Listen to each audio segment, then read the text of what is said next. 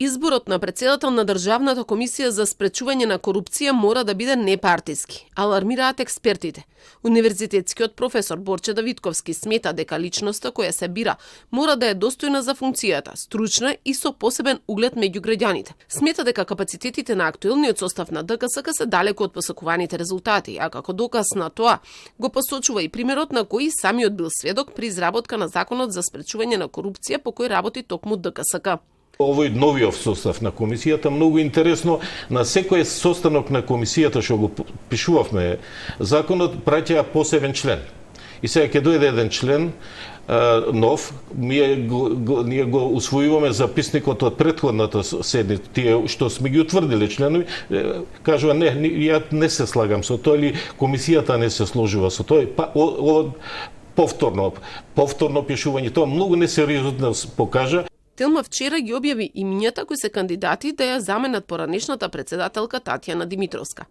Таа си поднесе оставка на крајот на јули, откако обвинителството ја обвини за оддавање службена тајна на поранешниот директор на ТЕЦ Неготино Небоша Стојановиќ, обвинет во адитив, и за компјутерски фалсификат затоа што ревизор од ДЗР во незино име и го положил тестот за сертификат за државна тајна. Скандал поврзан со овој состав на ДКСК беше и оној за првиот човек на АНБ, Бојан Христовски, за кого комисијата одлучи дека јазичниот TOEFL сертификат е валиден, додека не се докаже спротивното. Предметот за него го работеше Цвета Ристовска, која предавала на приватниот универзитет Скопје, каде диплома добил токму Христовски. Во последниот извештај на Европската комисија за напредокот на земјава беше нотирано дека иако ДКСК продолжува да работи со заменик, после скандалот незиниот кредибилитет е доведен во прашање.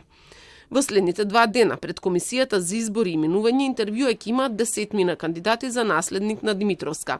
Меѓу нив има поранешен помошник министер за правни работи во МВР и сведок во постапката за случајот Таргет Тврдина, член на комисијата за заштита од конкуренцијата, поранешен началник во МВР, главен помошник на државниот ревизор, раководителка во Министерството за одбрана и актуелниот генерален секретар на ДКСК. Според законот, интервјуата се јавни, а во изборот учествуваат освен пратеници и представници од невладиниот сектор, како и представник назначен од народниот правобранител. Според Давидковски, подобро е сега никој да не учествува во изборот од страна на правобранителството, бидејќи и оваа институција нема прв човек.